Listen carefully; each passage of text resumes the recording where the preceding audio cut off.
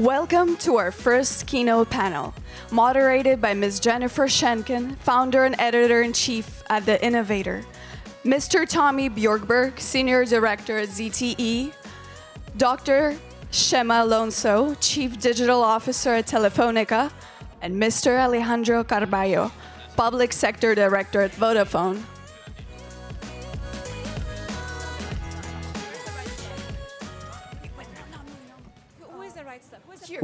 Good morning. Morning. So welcome to the panel on Beyond Connectivity.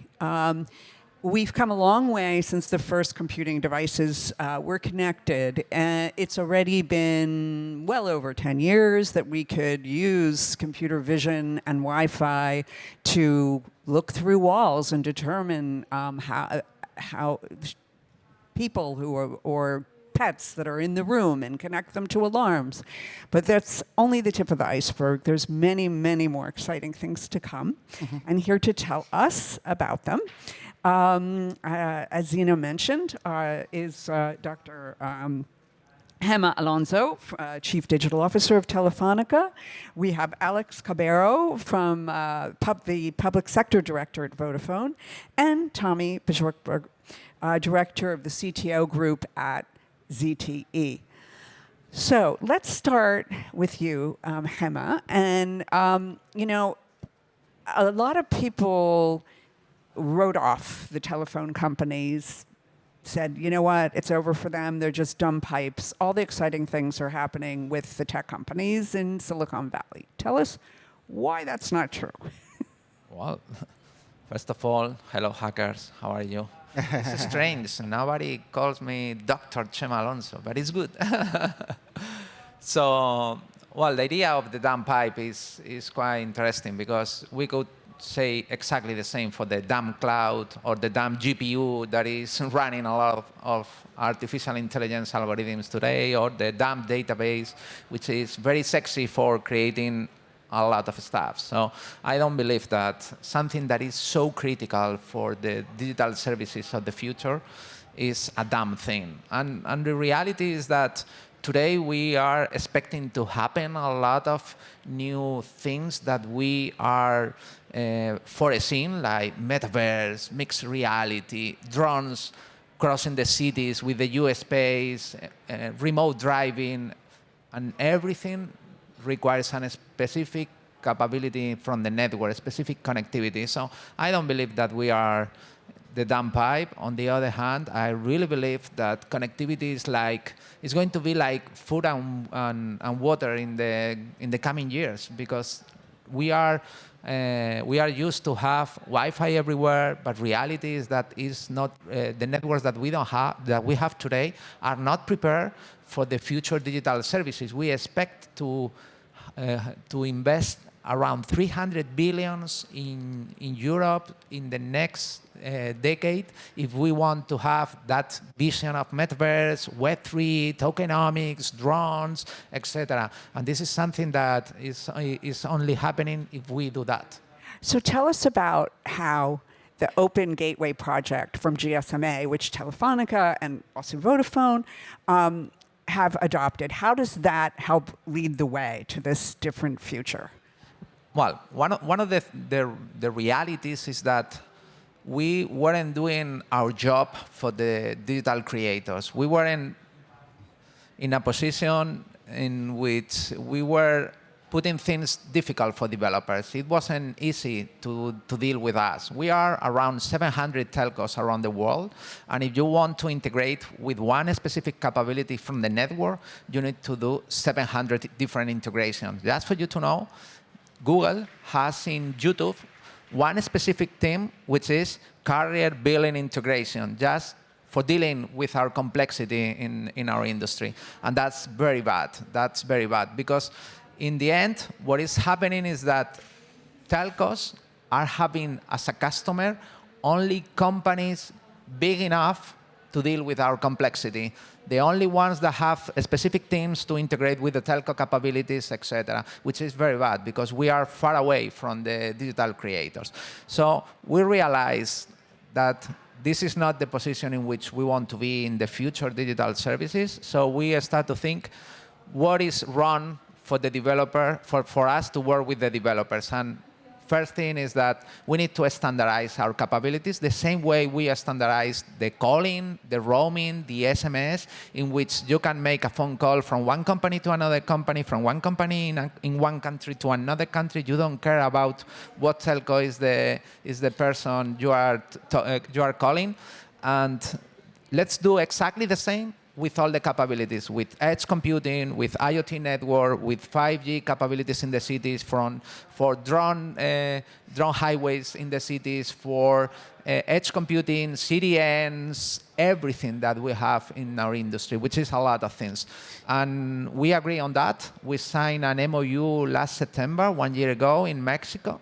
And 35 telcos have signed the agreement. Vodafone is one of them. And we are standardized our capabilities to make easy for developers to go to AWS, Azure, and consume APIs for our industry without having a trouble in which telco, in which operator that user is connected at that time.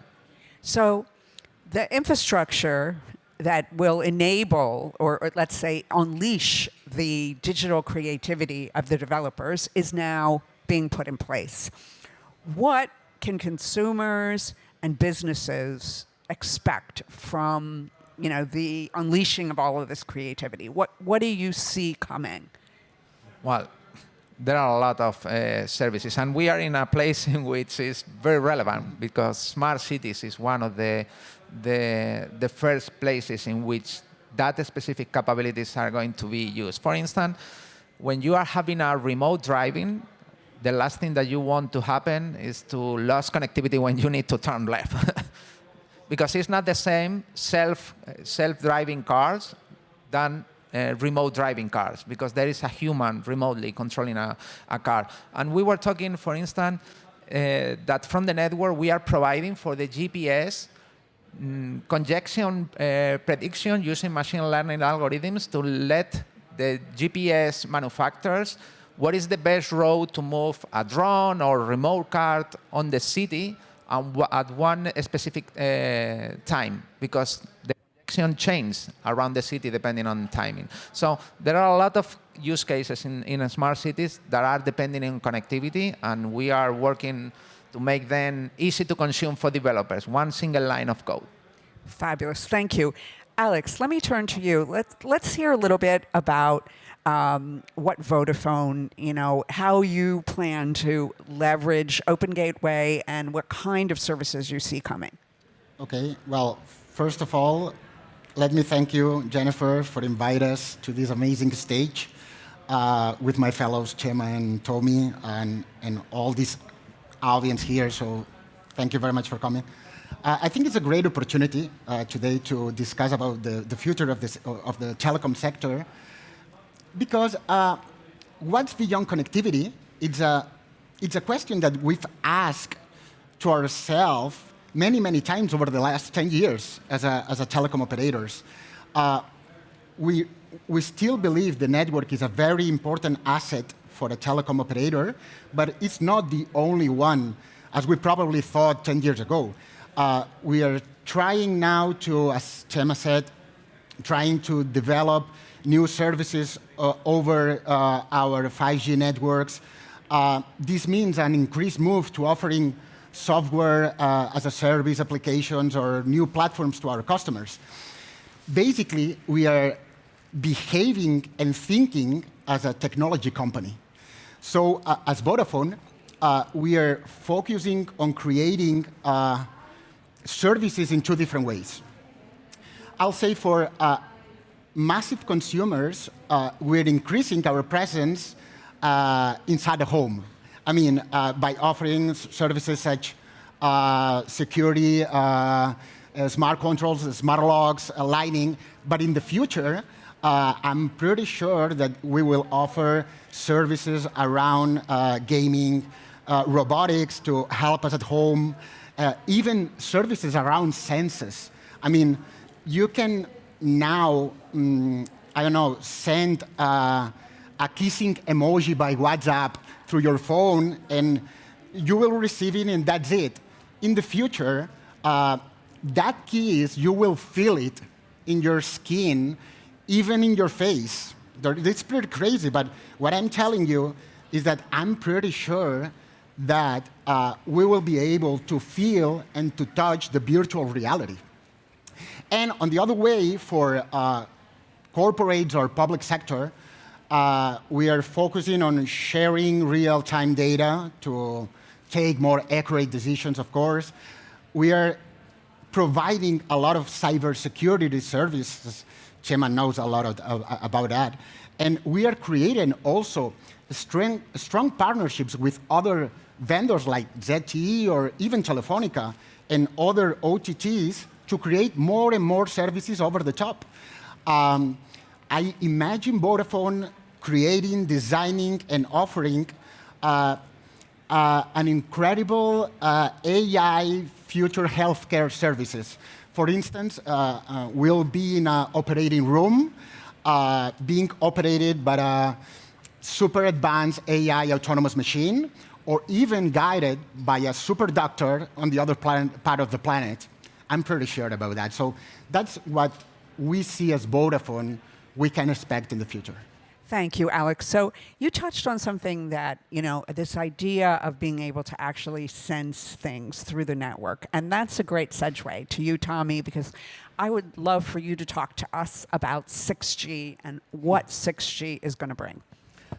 Okay, so first of all, I would have to say that, if we look at the evolution of networks as they've been in, let's say, the last 10 years, I think from a consumer point of view, it's been quite disappointing.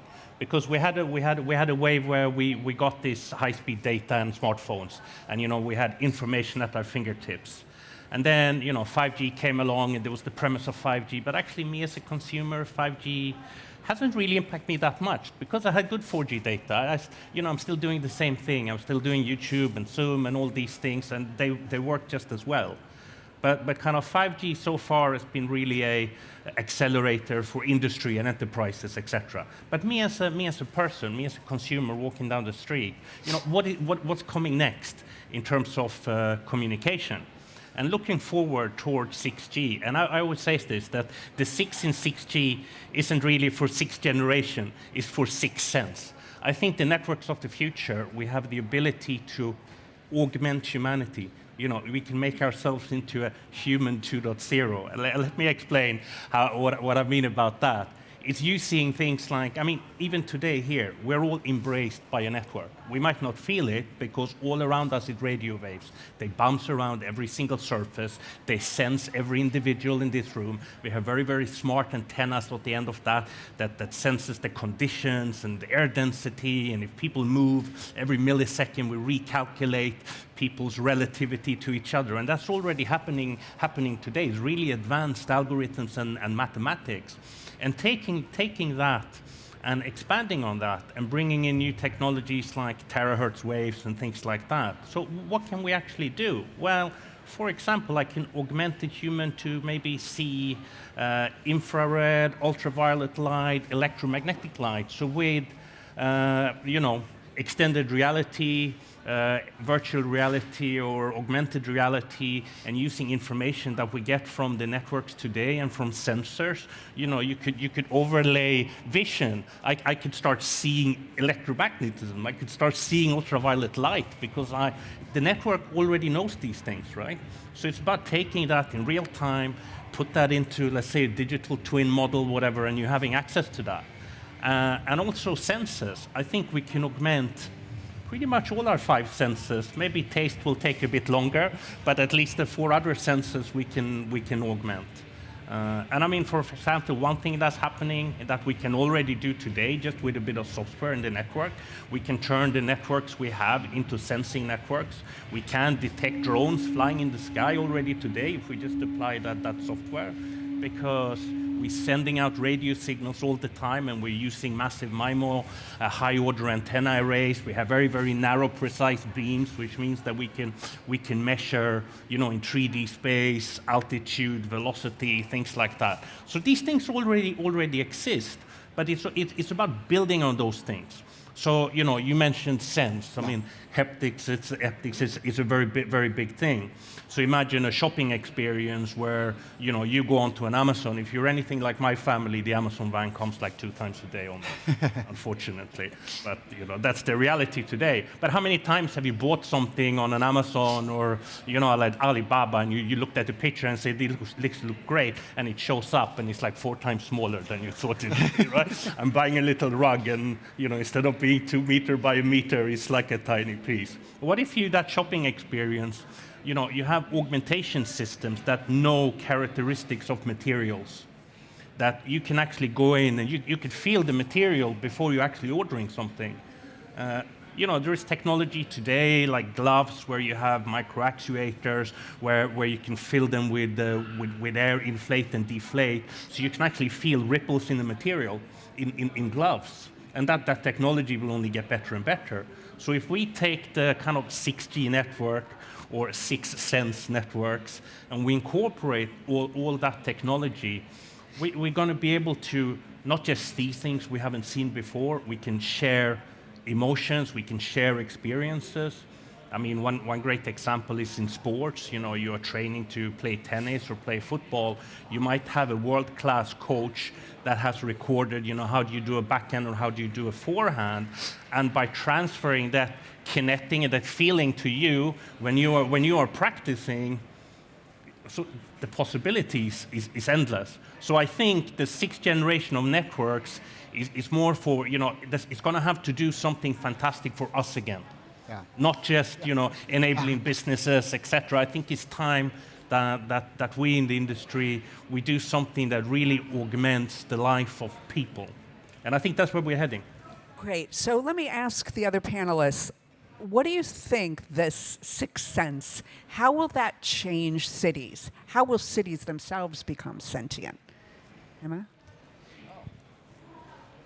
Well, the network is filling the people right now, the cars, what is happening in the city is something that for us is very relevant, and we have sense on the city through the network. It's something that for us is very, very relevant. And just for you to know that before we were using that sense of how people is moving around the cities and at what time doing from one point to another point, when the holidays were coming, the emergency services were making phone calls to all the citizens asking, where are you going this holiday? When are you leaving your home? At what time? Etc. Just to do statistics and prepare the policemen, the emergency vans, the hospitals, etc.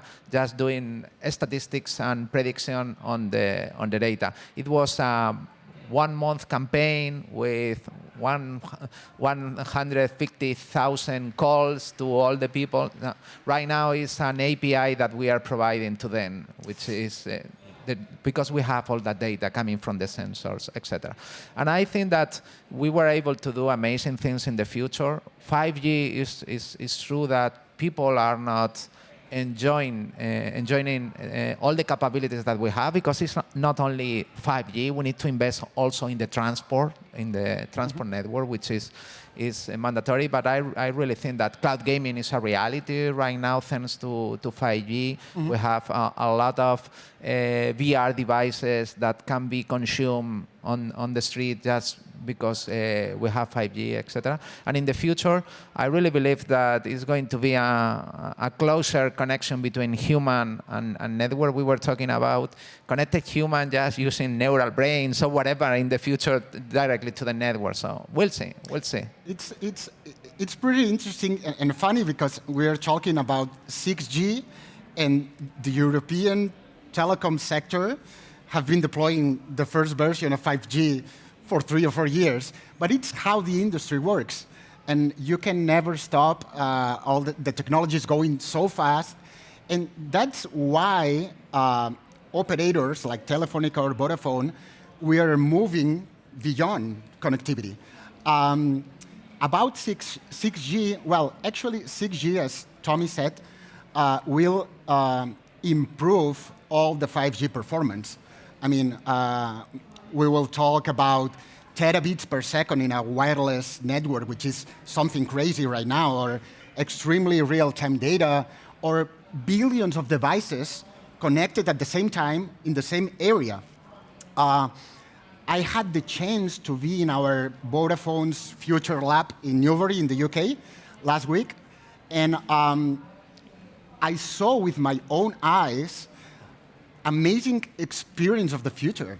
I mean, I remember being in an immersive music concert where through the GSMA Open Gateway Services and a super advanced 5G network, developers knew exactly what I was in the crowd, and in a whole big arena with more than 50,000 people, and interacting with people around the globe using another telecom networks.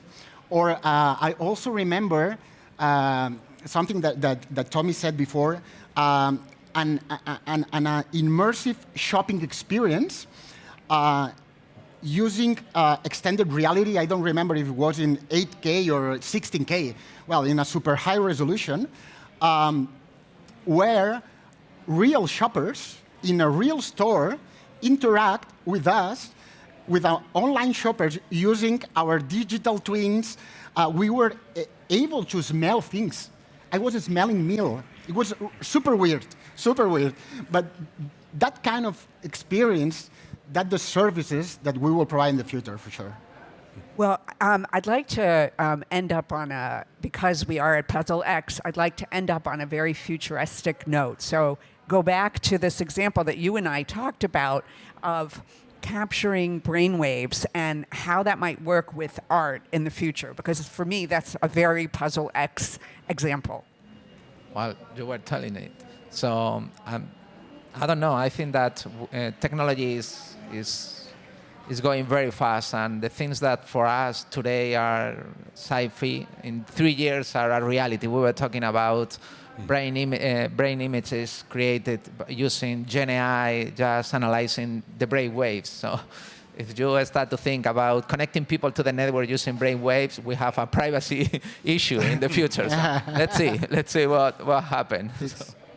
You were explaining that already today they're sort of experimenting with this idea of capturing brain waves and having someone think about a painting and then having the Gen AI actually paint something, not exactly the same, but very similar to what you're thinking about, which is literally mind-blowing. Yeah. Yeah. So I think we have a lot of super interesting things to look forward to from connectivity, and I'd like the audience to give a nice round of applause to our panelists. Thank you very much. Thank you.